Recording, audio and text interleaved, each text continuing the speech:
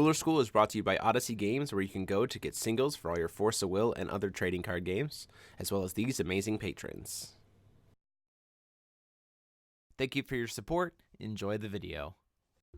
Hey there, Rulers. DMO73 here, bringing you the deck profile for the Fushi Crests list that you saw me play earlier this week. So this is my own take on it, and I've made a couple of changes to the list since you saw that match, but just to kind of help with some of the things that I realized the deck kind of struggles with. But it is a really, really fun list. I absolutely had a blast playing it. The problem is that I think keeps it from being super competitive is just how dependent you can end up being on the crests. So we'll kind of talk about that. Obviously, our ruler is Fushi. On the backside, he can flip and get it so we can get a dragon of our choice. Ultimately, we're probably always grabbing Vermilion Dragon because it has to be something that costs 4 or less. But it's kind of just so that we have a Lord of Vermilion, essentially. It is nice to be able to kind of turn Fushi's flip into a guaranteed pseudo-potential board wipe, but it is something that's kind of just not super great. Like I said, the deck really revolves around Genshi Tenshon over Lord of Vermilion. Lord of Vermilion just has some nice perks to him. So, Rune deck, quickly to go into stones and runes, we're playing 4 Dragon War, because it's technically a Fire Magic Stone and generates us some strength counters, and then 6 Fire Magic Stones. We're playing Wrath of the Flame God, which I was pointed out that I was incorrect in the way this card works. It only gets cost reduction if Genshi Tenshon is on the field. So it costs 4 unless you have Genshi Tenshon, and then it costs 3, and then 1 each for each crest you control. If you don't have Genshi Tenshon, you don't get any reduction in this card, which is why we pulled it out of the main deck. Mind like Stillwater, just from extra protection, because sometimes we need stuff to stay safe, especially Genshi.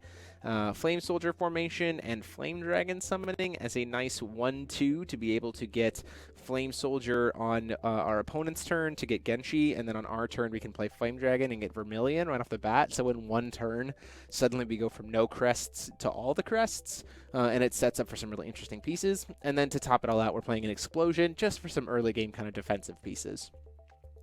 Going into the main deck, we're playing 4 Tiny Fire and Water Dragon, really just so we can play Genshi. This deck isn't playing any blue outside of it, but it is nice to have this. With Genshi Tenshon on the field, this can suddenly hit your opponent for 8 damage in the air, which is pretty awesome, so we take advantage of it.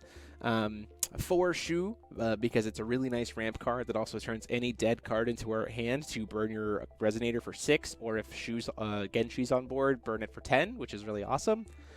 Lady Huang, the Concealed Expression, is just an excellent mid-range card for this list. It also sets up for nice little pushes through for lethal if you have that Water Crest, especially since it rests J-Res. So if your opponent has a board state and you're trying to push through for lethal, you play Lady Huang, tap them all down, and then just swing in for the game, which is really awesome too if you have Lord of Vermilion, because suddenly all of your guys are getting +8/+8, and then Genshi's on there is additional +12/+12, pretty much essentially for everything that you have that's swinging, and it can pretty much just seal you the game. For Genshi Tenshon, of course, because we absolutely need to have those crests. A little tech choice is 2 Ultra Dragons. I was a little bit this card was a little bit suboptimal. I think I'd rather play Burial Rites, actually, in place of this card, just for the main decks, because of the fact that we really need to worry about graveyards right now, and I'd rather remove a graveyard than worry about cheating stuff being cheated in. For Lord of Vermilion, definitely could see this going down to 3 potentially, but we did want to play the max set for now. And Welser the Archmage. Reason why we're playing the Welser package is because if we have Genshi Tenshon out, Welser can just suddenly say, cool, I'm going to cheat out 4 grand of damage in a turn, especially if you consider the potential of things like like you saw there with the Heaven Sundering Dragon Palm Awakened, or with High Speed Awakened. So High Speed Awakened says deal 4 damage to your opponent. If that's cloned and you have Genshi Tenshon out, that's going to hit your opponent for 16 damage just off of the clone of Welser, while also giving Welser +4/+4, so he'll be 18, so 16 plus 22, because he'll be swinging. Genshi Tenshon will then give him another 4 extra damage.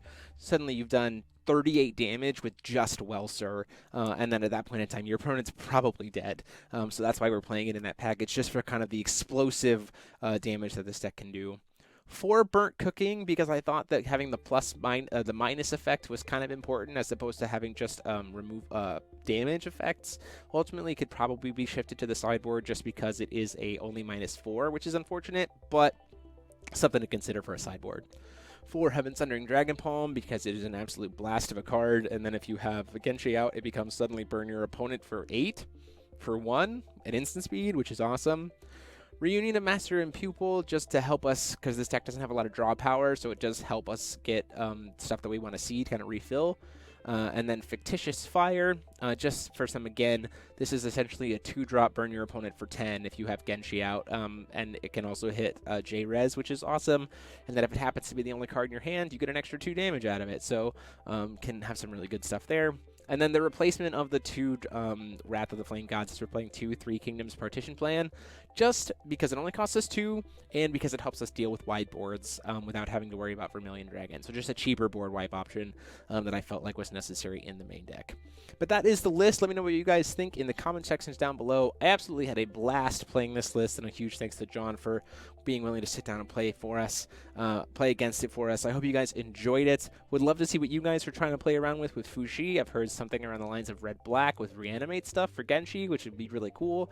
But let me know what you guys think or what deck builds you guys are playing in the comment sections down below. And until next time, this is DMO73 saying, class dismissed.